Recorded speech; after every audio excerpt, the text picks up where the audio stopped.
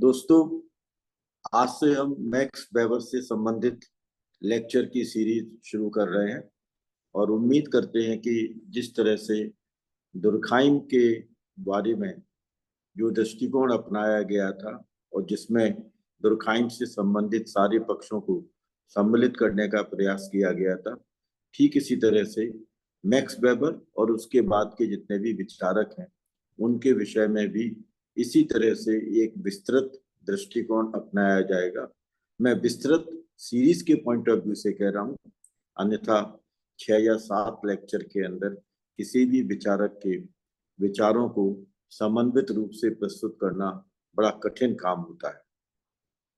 Max weber भी Germany के समाजशास्त्री हैं।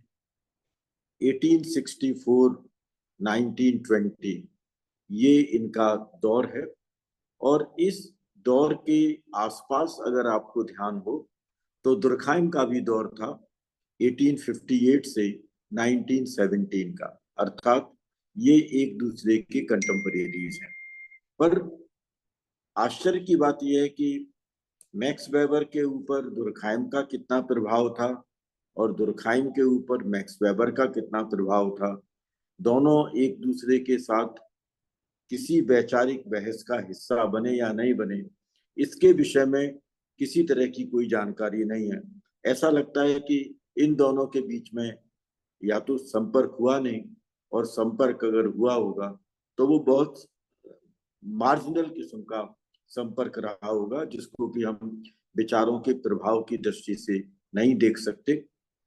हाँ, इतना जरूर है कि जॉर्ज सिमेल का जब हम अध्ययन करेंगे तब जॉर्ज सिमेल के अध्ययन में मैक्स वेबर और दुर्खाइम ये दोनों ही विचारक सम्मिलित हो जाते हैं। दुर्खाइम ने जॉर्ज सिमेल के विषय में और जॉर्ज सिमेल ने दुर्खाइम और मैक्स वेबर के विषय में अपने अपने विचारों को बड़े आलोचनात्मक तरीके से प्रस्तुत किया है। वेबर का जो परिवार था वह परिवार राजनीतिक दृष्टि से काफी समृद्ध परिवार था। उनकी मदर सांस्कृतिक क्षेत्र में काफी कुछ इंटरवेंशन करती थी। पिता उनके पार्लियामेंटेरियन थे, लेकिन इसके बावजूद उनके परिवार में काफी कुछ संघर्षात्मक और तनाव की स्थिति रहती थी, जिसका असर हमें मैक्स वेबर के व्यक्तित्व के ऊपर देखने को मिलता है। मैक्स वेबर का अपने पिता के साथ कभी संबंध बहुत अच्छा नहीं रहा और एक स्तर ऐसा भी आया जब मैक्स वेबर ने अपना घर छोड़ दिया और वे चले गए। मैं इसलिए इन सब बातों को कह रहा हूँ क्योंकि जर्मनी के अंदर परिवार में इस तरह के संकट, इस प्रकार की क्राइसिस, ये व्यक्तित्व के ऊपर बहुत गहरा प्रभाव डालती है और आपका जो अपना एकेडमिक एडवांसमेंट है उस एकेडमिक एडवांसमेंट में भी हम इन सारे असर को देख सकते हैं। अगर इस असर की पृष्ठभूमि में मैक्स वेबर के विचारों का हम जब समग्र रूप से अध्ययन करेंगे तो आपको एक चीज नजर आएगी कि वेबर के चिंतन में हमें कुछ पैराडॉक्स नजर आते हैं, जिसकी चर्चा अनेक समाज वैज्ञानिकों ने की है। पहला जो पैराडॉक्स है वो between individualism to iron cage, ये एक पैराडॉक्स हमको नजर आता है वेबर के चिंतन में। एक तरफ जहां हमको व्यक्तिवादिता का प्रभाव साफ साफ नजर आता है, वहीं दूसरी तरफ से आयरन केस का कंसेप्ट भी मैक्स वेबर ने दिया। और हम सब जानते हैं कि आयरन केस का माने है तार्किकीकरण में इतनी वृद्धि हो जाए कि वो हमारे सामाजिक जीवन को नियंत्रित और प्रभावित करने लगे और हमारा सामाजिक जीवन एफिशिएंसी के आधार पर, रैशनल कैलकुलेशन के आधार पर और कंट्रोल के आधार पर संचालित होने लगे। यानी जो हमारा इंडिविजुअलिज्म है, हमारी जो व्यक्तिवादिता है, वह इस आयरन केस की विशेषताओं अर्थात रैशनलाइजेशन, एफिशिएंसी, रैशनल कैलकुलेशन और कंट्रोल, इन सबके नियंत्रण में आ जाए। ये पहला पैराडॉक्स है जो हमको नजर आता है सामाजिक क्रियाओं के अध्ययन से लेकर धर्म संबंधी विचार में, प्रशासन तंत्र में, पॉलिटिक्स एज वोकेशन, इसके अंदर हमको ये साफ साफ चीजें नजर आती हैं। इवन एक स्टेज पर साइंस एज वोकेशन का जब हम अध्ययन करते हैं तो उसमें भी यह संघर्ष, यह पैराडॉक्स हमको नजर आता है। एक दूसरा जो पैराडॉक्स है वेबर के चिंतन में, वो फ्री मार्केट की बात मैक्स वेबर करते हैं। बाजार का एक स्वतंत्र चरित्र किस तरह से विकसित होता है, यह मैक्स वेबर ने चर्चा की है जब वो स्पिरिट ऑफ कैपिटलिज्म की बात करते हैं। लेकिन फ्री मार्केट से होते हुए पॉलिटिकल स्ट्रगल, राजनीतिक संघर्ष, वह राजनीतिक संघर्ष भी इनके चिंतन में नजर आता है जब पॉलिटिक्स एज वोकेशन की बात करते हैं और ब्यूरोक्रेटिक स्ट्रक्चर को विवेचित करते हुए, उसका विश्लेषण करते हुए उसके कुछ अपकार्यों की तलाश करने की कोशिश करते हैं। तब हमको लगता है कि फ्री मार्केट और पॉलिटिकल स्ट्रगल ये साफ साफ नजर आते हैं। और अगर आपने देखा होगा, मैक्स वेबर आपने शायद इतना पढ़ा होगा, वह पॉलिटिकल स्ट्रगल हमें बिल्कुल एपरेंटली अभिव्यक्त होता है जब हम क्लास, स्टेटस और पार्टी, वर्ग, परिस्थिति एवं दल, इन तीन के मध्य का विश्लेषण करते हुए सामाजिक स्तरीकरण की व्याख्या करते हैं। एक और पैराडॉक्स है जो हमको नजर आता है, जो आपको मैक्स वेबर में आगे चलकर देखने को मिलेगा। एक तरफ तो वो तार्किकता के ऊपर बहुत बल देते हैं, लेकिन दूसरी तरफ डिस्टेंटमेंट भी है, चीजों से अलगाव भी है, चीजों से पृथक होना, अलग होना, उन सबके साथ में निराशा का भाव। आपने देखा होगा कि वेबर की ब्यूरोक्रेसी की व्याख्या में dehumanisation, excess form of rationality, alienation, ये सारे अवयव नजर आते हैं जो कहीं ना कहीं डिस्टेंटमेंट के अभिव्यक्ति में हमको देखने को मिलते हैं। तो ये तीन हमको पैराडॉक्स नजर आते हैं, इंडिविजुअलिज्म से आयरन केज वाला पैराडॉक्स, फ्री मार्केट से पॉलिटिकल स्ट्रगल की तरफ का पैराडॉक्स, और रैशनैलिटी से डिस्टेंटमेंट की तरफ का पैराडॉक्स। वेबर ने बहुत लिखा है। वेबर का अध्ययन लगभग सभी पक्षों में हमको देखने को मिलता है। लीगल स्टडीज के अंदर भी उनका है, एग्रेरियन सोसाइटी के अंदर भी उनका अपना अध्ययन हमको नजर आता है, ब्यूरोक्रेटिक ऑर्डर, कैपिटलिज्म, गांव संबंधी अध्ययन, सिटीज के अध्ययन, रोमन सिटी का अध्ययन, ये सब हमको अध्ययन नजर आते हैं। और इससे ये साफ जाहिर होता है एक व्यापक सामाजिक परिवेश को समाज शास्त्रीय संदर्भों के साथ हमारे सामने अभिव्यक्त करने की कोशिश करते हैं। एक चर्चा हमने दुर्खाइम और उसके पहले के जो विवेचन थे उसके अंदर की थी कि ये सभी विचारक कहीं ना कहीं एक्टिविज्म के साथ भी जुड़े हुए हैं। वह एक्टिविज्म हमको मैक्स वेबर में भी नजर आता है।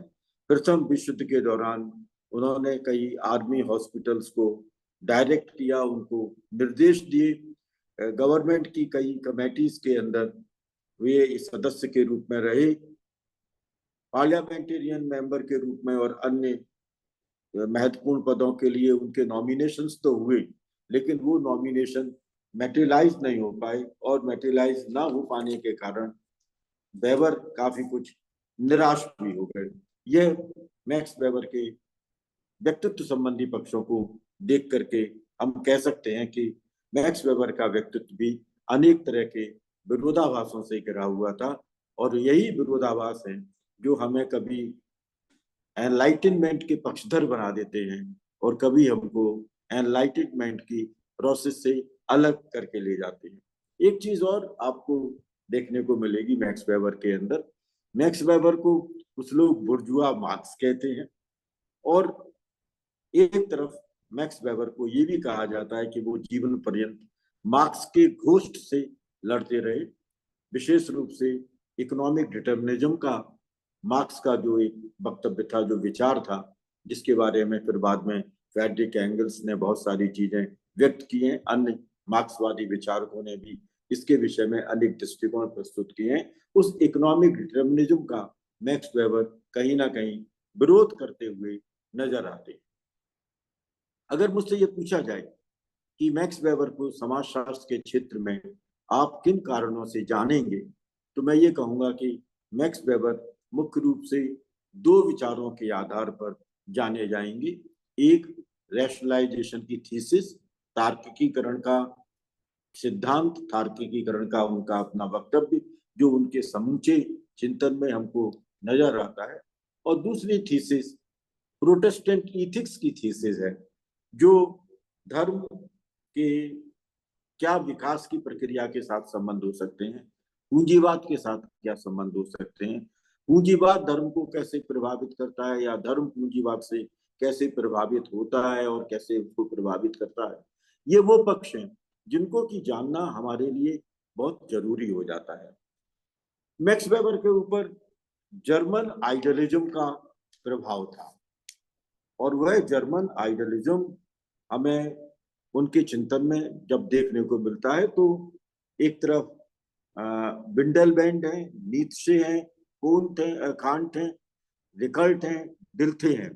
इनका प्रभाव मैक्स वेबर के चिंतन पर है। और ये जो विचारक हैं विंडलबैंड, नीत्शे, कांट, रिकल्ट, डिल्थे, ये सब जर्मन आइडियलिज्म को निर्मित करते हैं। अब जर्मन आइडियलिज्म की एक विशेषता है जो हमें मैक्स वेबर के दृष्टिकोण से देखने की जरूरत है।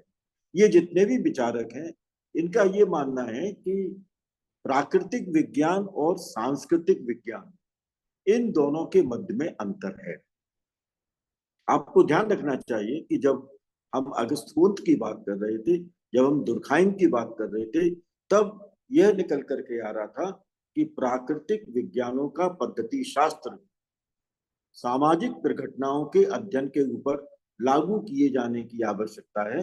यह बात एमिल दुर्खाइम कुंत के चिंतन के आधार पर कह रहे थे। तो जहां तक दुर्खाइम का चिंतन है, वहां पर हमको देखने को मिलता है फिजिकल साइंस और सोशल साइंसेस की मेथोडोलॉजी के बीच का जो एक संबंध है, उस संबंध का पॉजिटिव करेक्टर देखने को मिलता है। यानी प्राकृतिक विज्ञानों के पद्धति शास्त्र को केंद्र में रखकर हम सामाजिक परिघटनाओं का अध्ययन कर सकते हैं। अगर आप मार्क्स को पढ़ेंगे जब आगे, तो हमें कहीं ना कहीं ये लगेगा कि मार्क्स के समूचे सिद्धांत में इवोल्यूशनरी फॉर्म में इस तरह से उद्विकास है, डार्विन का प्रभाव उनके ऊपर है, और वह उद्विकास की प्रक्रिया कैसे कैसे क्रांति की स्टेजेस को निर्मित करती चली जाती है, यह हमको मार्क्स के चिंतन में देखने को मिलेगा।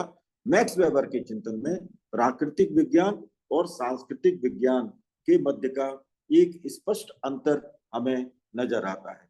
ये आप समझिएगा कि प्राकृतिक विज्ञान एवं सांस्कृतिक विज्ञान, इनको कुछ टर्म्स की संज्ञा दी गई है।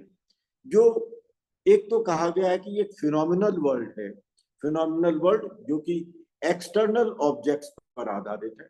एक्सटर्नल मतलब बाह्य वस्तुओं को प्रस्तुत करता है, जो हमारे सामने प्रकृति है और जो अन्य वस्तुएं हैं जिनको हम देख सकते हैं, यह फिनोमिनल वर्ल्ड है। जर्मन आइडियलिज्म के अंदर इस शब्द को इस्तेमाल किया गया है। एक दूसरा विश्व है जिसको कि हम चेतना का विश्व कहते हैं, इसको न्यूमेनल वर्ल्ड कहा गया है, NUOMENAL, न्यूमोरल वर्ल्ड के रूप में कहा गया है, जिसको कि हम वर्ल्ड ऑफ कॉन्शियसनेस कहते हैं। थोड़ा सा इसके बारे में जान लें, क्योंकि ये वेबर के चिंतन में बहुत महत्वपूर्ण तरीके से आएगा। ये जो फिनोमिनल वर्ल्ड है, जो बाह्य है, एक्सटर्नल ऑब्जेक्ट्स हैं जिनको कि यह व्यक्त करता है, यह टाइम और स्पेस में विद्यमान है। समय में इसको हम देख सकते हैं, स्पेस में क्षेत्र के अंदर हम देख सकते हैं। और जब हम किसी को टाइम और स्पेस के अंदर देखने की कोशिश करते हैं, कोई भी दुर्घटना हो, कोई भी वस्तु हो, किसी भी पक्ष की उपस्थिति हो, जब उसे टाइम और स्पेस के नजरिए से देखा जाता है, तो फिर हम अपने अनुभवों का इस्तेमाल करते हैं। हम सामने देख रहे हैं कि क्या हो रहा है, और जब हम ये देख रहे हैं कि सामने क्या हो रहा है, तब हम निश्चित रूप से कह सकते हैं कि उस देखने वाले दुर्घटना को प्राकृतिक विज्ञान के पद्धति शास्त्र के आधार पर समझने की कोशिश की जानी चाहिए। दूसरे रूप में जो फिनोमिनल वर्ल्ड को मानने वाले लोग हैं, जो एक्सटर्नल ऑब्जेक्ट्स को मानने वाले लोग हैं, वे प्राकृतिक विज्ञान के पद्धति शास्त्र पर बल देते हैं। और आपने देखा होगा दुर्खाइम जब ये कहते हैं कि सामाजिक तथ्य को सामाजिक वस्तु की तरह ट्रीट करना चाहिए, जिसमें एक्सटर्नलिटी है, जिसमें कांस्टेंट है, तो वे सामाजिक परिवेश को कहीं ना कहीं फिनोमिनल वर्ल्ड के समकक्ष रख करके देख रहे हैं, और इसलिए वो प्राकृतिक विज्ञान की पद्धति शास्त्र को उस पर लागू करने की कोशिश करते हैं। ठीक यही अगस्त कुंत भी करने की कोशिश कर रहे थे। चेतना के विश्व का जहां तक सवाल है, जिसको न्यूमेनल वर्ल्ड कहा है, उसको हम देख नहीं सकते, लेकिन वह हमारे अनुभवों से जुड़ा हुआ है। हम उसको फील करते हैं, हम उसको एक्सपीरियंस करते हैं। उसके अंदर जजमेंट होता है, उसके अंदर हम जजमेंट के पक्ष को महत्वपूर्ण तरीके से शामिल करते हैं। जब आप सामाजिक क्रिया के स्वरूपों का अध्ययन करेंगे आगे चल करके मैक्स वेबर के, और उसमें उदाहरण आएंगे, तो उन उदाहरणों के आधार पर आप समझ पाएंगे कि मैक्स वेबर ने कहाँ पर जजमेंट की महत्वपूर्ण भूमिका को हमारे सामने प्रस्तुत करने की कोशिश की है। आप बहुत सारे उदाहरणों के आधार पर समझ सकते हैं। आप ये देख सकते हैं कि आप ये समझें कि हम इतनी देर में अपने घर पहुंच जाएंगे। अब अपने घर हम इतनी देर में पहुंच जाएंगे, ये आपका एक फिनोमिनल वर्ल्ड है जो एक्सटर्नल ऑब्जेक्ट्स पर आधारित है।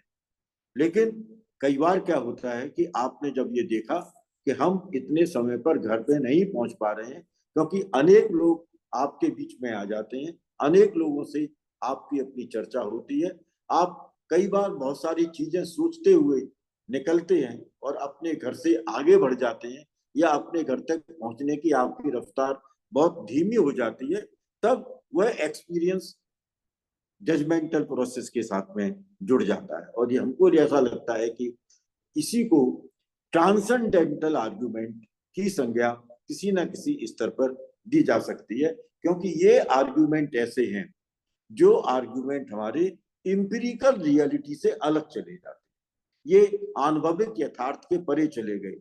मैंने सोचा कुछ और था, कुछ और हो गया, क्योंकि उसके बीच में अनेक ऐसे पक्ष आ गए जो कि न्यूमोनल वर्ल्ड का हिस्सा थे, और हम उन सब का अध्ययन प्राकृतिक विज्ञान के पद्धति शास्त्र के आधार पर नहीं कर सकते। और इसलिए मैक्स वेबर का जो सबसे महत्वपूर्ण पक्ष है, वह एक ऐसे पद्धति शास्त्र की प्रस्तुति हमारे सामने करता है, जो पद्धति शास्त्र किसी ना किसी रूप में प्राकृतिक विज्ञानों के पद्धति शास्त्र से अलग है।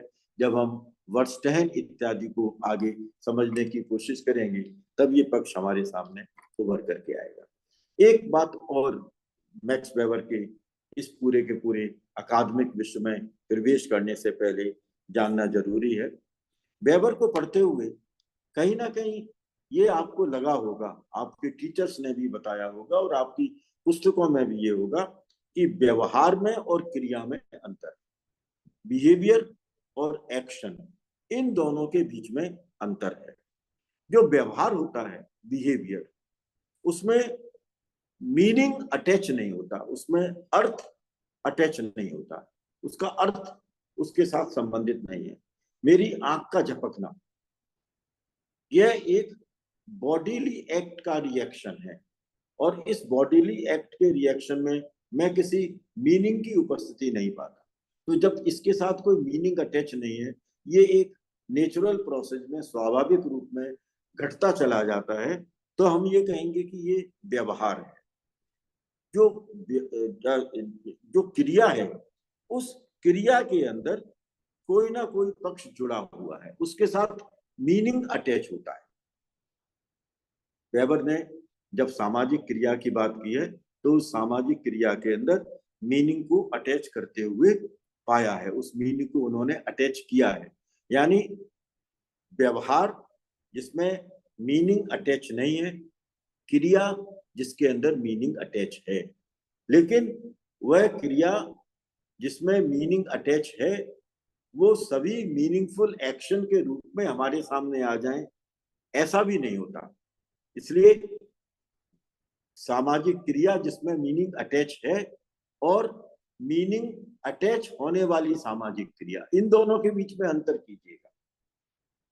जब वेबर एग्जाम्पल देते हैं, दो साइकिलिस्ट आपस में टकराते हैं, टकरा करके गिरते हैं, एक दूसरे को देखते हैं और चले जाते हैं। अब वहां पर दो लोग मौजूद हैं, सिचुएशंस वगैरह भी सब मौजूद हैं, वो एक दूसरे को देखते हैं, उठ करके चले जाते हैं। उनके अपने अपने पक्ष में कहीं कोई अर्थ रहा होगा, लेकिन उसकी अभिव्यक्ति नहीं है। तो वो क्रिया मीनिंगफुल तो है, लेकिन सामाजिक क्रिया जिसके साथ मीनिंग अटैच्ड है वह नहीं है। और इसलिए मैक्स वेबर जब कभी भी बात करते हैं तो वो मीनिंगफुल सोशल एक्शन की बात करते हैं। इसका रूप में ये हो गया कि meaningful social action is associated with direct those directions or those components which takes account of others, जिसमें कि दूसरे लोग भी शामिल हैं। उन सबको अगर हम शामिल करते हैं, जो दूसरों के अकाउंट को भी उसमें शामिल करते हैं, तब वह सामाजिक क्रिया मीनिंगफुल सोशल एक्शन बनती है। वो दोनों साइकिलिस्ट अगर आपस में टकराने के बाद गिर गिर करके उठते हैं, उठ करके एक दूसरे से बातचीत करते हैं, एक दूसरे के साथ झगड़ा करते हैं, एक दूसरे को सॉरी कह के चले जाते हैं, या ये धमकी दे करके कि मैं तुमको अगली बार कहीं देख लूंगा, ये कह करके चले जाते हैं, तब वहां पर क्या है, तब वो है that action is directed towards और takes account of other people. तब वहां पर वो दूसरे लोग शामिल हो रहे हैं और हम उसे वेबर की दृष्टि से मीनिंगफुल सोशल एक्शन की संज्ञा देते हैं। ये एक बात महत्वपूर्ण है जो कि हमको समझने की जरूरत है, यानी व्यवहार में और क्रिया में अंतर। नंबर एक, अर्थपूर्ण क्रिया और अर्थपूर्ण सामाजिक क्रिया, इन दोनों के बीच का अंतर वेबर अर्थपूर्ण सामाजिक क्रिया की बात करते हैं। इस पृष्ठभूमि के साथ हम मैक्स वेबर के समाजशास्त्र के जो परिभाषा मूलक पक्ष हैं उसकी बात कर सकते हैं। मैक्स वेबर ने कहा, अब इसमें थोड़ा थोड़ा आप समझने की कोशिश कीजिएगा। समाजशास्त्र एक ऐसा विज्ञान है जो सामाजिक क्रिया के विवेचनात्मक बोध का प्रयास करता है। Interpretive understanding of social action. यहाँ पर दो अवयव आ गए, सामाजिक क्रिया और उसका विवेचनात्मक बोध। अब ये विवेचनात्मक बोध क्या होता है? उसकी व्यापकता को, उस प्रघटना की व्यापकता को, यानी उस सामाजिक क्रिया की व्यापकता को समझने की अपनी एक कोशिश। जब आप उसकी व्यापकता को समझने की कोशिश करेंगे, यानी उस सामाजिक क्रिया को समझने का प्रयास करेंगे, तब उसका कोर्स क्या है, वह सामाजिक क्रिया कैसे प्रारंभ हुई और किस तरह से संपन्न हुई, एक तो ये देखने का प्रयास होगा। That is called course of social action. और इसका प्रभाव क्या है, वो प्रभाव जानने की कोशिश, यानी कोर्स और इफेक्ट, इन दोनों पक्षों को हम पकड़ने का प्रयास करते हैं, इनको हम जानने की कोशिश करते हैं, इन तक हम पहुंचने की कोशिश करते हैं।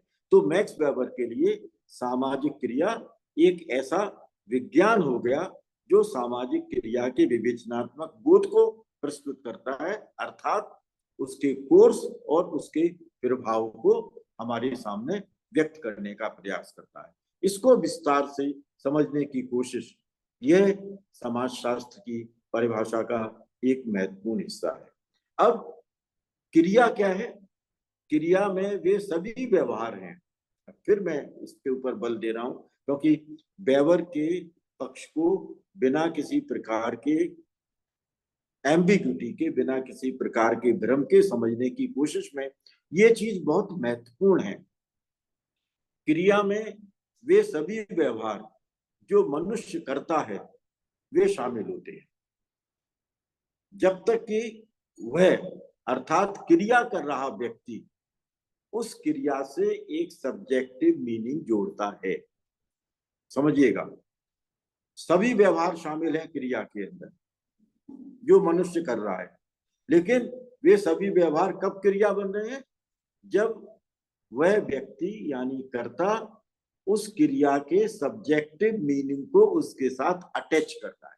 तो सब्जेक्टिव मीनिंग, विषय परक अर्थ, उसका विषय परक मीनिंग, आप उस क्रिया से क्या समझ रहे हैं, यानी उस क्रिया को समझने की प्रक्रिया में आप क्या कर रहे हैं? अपनी चेतना का इस्तेमाल कर रहे हैं।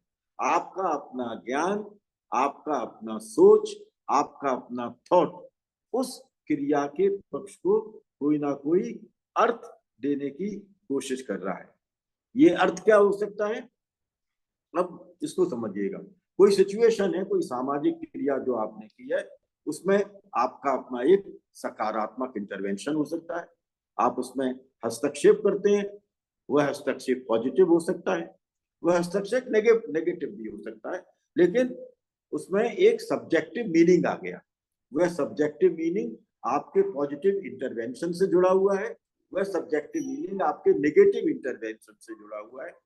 इतना ही नहीं, आप उसमें हस्तक्षेप करने के प्रयास से दूर हो जाते हैं, तब भी उसके साथ में एक अर्थ जुड़ जाता है, वो भी मीनिंगफुल इंटरवेंशन हो जाता है। या फिर बिना किसी प्रकार का विरोध किए हुए, बिना किसी प्रकार की असहमति रखे हुए आप उसके साथ में पूरी तरह सम्मिलित हो जाते हैं, उसका हिस्सा बन जाते हैं, उसके साथ सहमति व्यक्त कर देते हैं। यानी एक पैसिव कंसेंसस, एक पैसिव पॉजिटिव एटीट्यूड उसके साथ आप अपना लेते हैं। वह भी एक मीनिंगफुल इंटरफियरेंस है, जो कि सब्जेक्टिव अंडरस्टैंडिंग के साथ जुड़ा हुआ है। तो विषय परक बोध यह बहुत जरूरी है, सब्जेक्टिव मीनिंग बहुत जरूरी है, और वह सब्जेक्टिव मीनिंग इन सारे पक्षों से सम्मिलित होना चाहिए। यानी क्रिया जो आपके सामने है, उस क्रिया का, वो चाहे बाह्य क्रिया है या आपकी वो आंतरिक क्रिया है, लेकिन वह क्रिया किसी ना किसी रूप में अर्थपूर्ण तरीके से हमारे सामने होनी चाहिए, तभी वह एक मीनिंगफुल सोशल एक्शन बनेगा। और वह मीनिंगफुल सोशल एक्शन में ये पक्ष शामिल हो जाएंगी, जिसमें इंटरवेंशन हो सकता है पॉजिटिव और नेगेटिव किस्म का। उसके अंदर उस इंटरवेंशन से आप परे जा सकते हैं, यानी कोई हस्तक्षेप नहीं कर रहे हैं, तब भी हस्तक्षेप ना करना भी एक मीनिंग है। या फिर आपने बिना किसी प्रकार का विरोध दर्शाए हुए उसके साथ पूरी तरह से समर्पण कर दिया है, उसके साथ पूरी तरह से सहमति स्थापित कर ली है। यह भी एक ऐसा पक्ष है जो कि सब्जेक्टिव मीनिंग के साथ में जुड़ जाता है। और यही मैंने पिछली बार आपके सामने चर्चा की अभी, कि इसको जब आप शामिल करेंगे, इसको जब आप अपने चिंतन में लाएंगे, तभी आप व्यवहार और एक्शन, इन दोनों के बीच के अंतर को स्थापित कर सकते हैं। ये अंतर समझना बहुत जरूरी है। अगर हम इसको समझ जाते हैं, इसका मतलब ये हुआ कि यह तर्क दिया जा रहा है कि जो विचार है, वह विचार की प्रक्रिया ज्ञान को उत्पादित करती है। जो हमारा अपना थॉट है, उस थॉट से नॉलेज डेवलप होती है। वह थॉट नॉलेज, जब दुर्खाइम पढ़ रहे थे, हम जब कुंत पढ़ रहे थे, तब हमारे सामने ये आ रहा था कि ऑब्जर्वेशन और एक्सपेरिमेंट, अवलोकन और प्रयोग, ये कहीं ना कहीं हमारे अपने ज्ञान को उत्पन्न कर रहे हैं। जब हम वेबर में आ रहे हैं, तो ये भी पक्ष हमारे सामने आ रहा है कि जो चेतना है, जो सब्जेक्टिव मीनिंग है, वह सब्जेक्टिव मीनिंग एक थॉट के रूप में हमारे सामने उभरता है, और वह हमारे ज्ञान को उत्पादित करता है। इस पक्ष के साथ सामाजिक क्रिया के क्या स्वरूप हो सकते हैं, इसकी चर्चा हम अपने अगले लेक्चर के अंदर करेंगे। बहुत बहुत धन्यवाद।